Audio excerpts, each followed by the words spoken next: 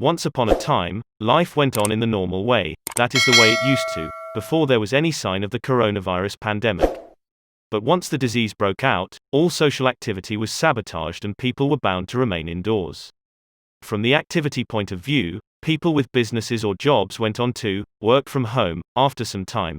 But this ban on all kind of social action sucked the life out of teenagers and children who now had to stay indoors and discover new ways to keep themselves engaged and entertained during this time of great chaos and depression. While some went to the traditional ways of board games and others adapted the indoors so that some outdoor sport could be performed safely inside, some people took it unto them to invent ways by which the public could spend the pandemic without losing their heads completely. This revealed a new revolution in the world of digitalization which saw everything from business to education to recreation move to screens of various multimedia devices. Everyone had everything to do with the devices in order to keep up with their everyday life tasks. With new mobile device applications being developed for the sake of businesses and online mode of education, we also saw a good number of games rise to the occasion and serve in the public interest of ensuring that everyone got through just fine. One rediscovered treasured on this occasion happened to be Among Us. The multiplayer, social deduction, party game, developed by Innersloth found immediate and massive popularity in the public. For starters, the game is hands down addictive. Simple, mind-boggling, challenging, and addictive. It adopts a minimalist approach by keeping to the basics, nothing fancy, but the very central idea is such a unique one that despite being launched almost 2 years ago, the game became an instant hit when it caught the eye of quarantine-struck people. Gameplay: the game is a simple one. 2 teams are aboard a spaceship. Both compete to eliminate the other, one by finishing tasks, the other by finishing the opponent members. Literally. The teams are of humans and aliens. The aliens look like the humans because they are the imposters. The ship has maintenance issues and it is the humans' duty to fix the tasks in order to land the ship safely, survive, and win. The tasks may include working on the ship systems, electrical rewiring, or observing the weather, etc. The aliens, on the other hand, have to stall the humans and try to kill them all one by one before they are able to land the vessel. Both teams are given a list of tasks to be completed, with the difference that the aliens have a phony list containing fake tasks, which they have to appear to be performing in order not to look suspicious to the humans. But what the imposters actually do is sabotage the ship by attacking it or disabling a system of the ship, hence risking all the humans aboard the ship.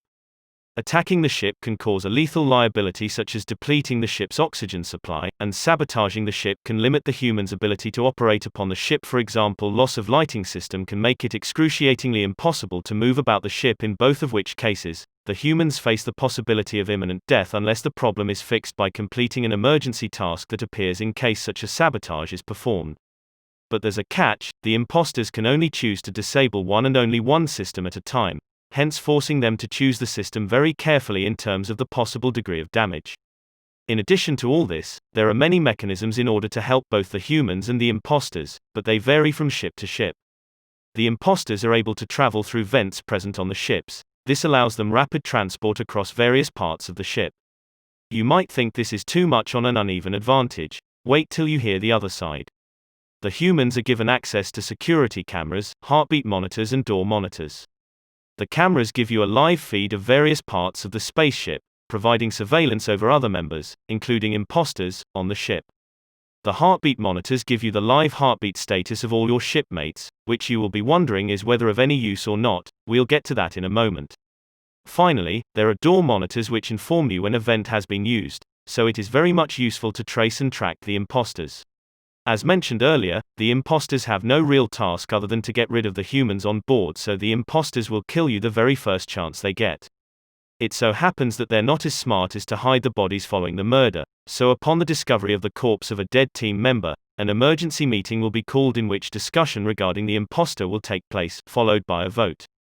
The vote will be cast in the name of a member, and the member to receive the most votes will be discarded from the ship, either into space or in a pit of molten lava, 2 fates, none any less painful than the other.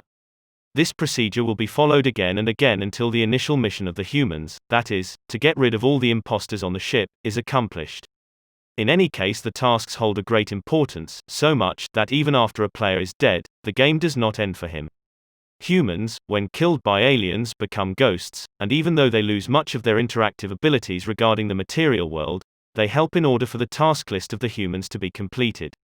The same goes for the imposters.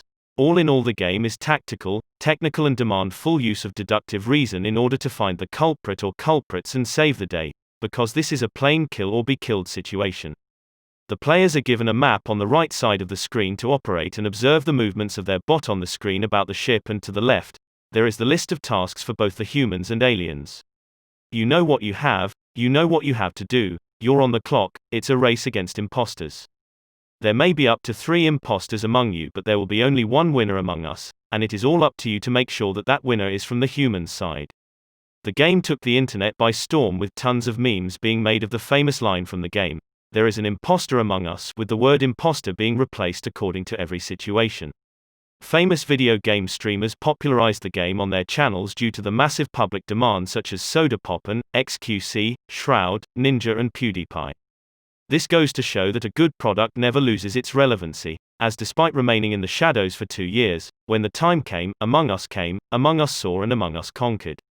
And that's the tale they will tell whenever they will look back upon the champions of the quarantine period. Thank you guys so much for watching this video. If you liked it, like, comment if you haven't already. Meet you with the new video.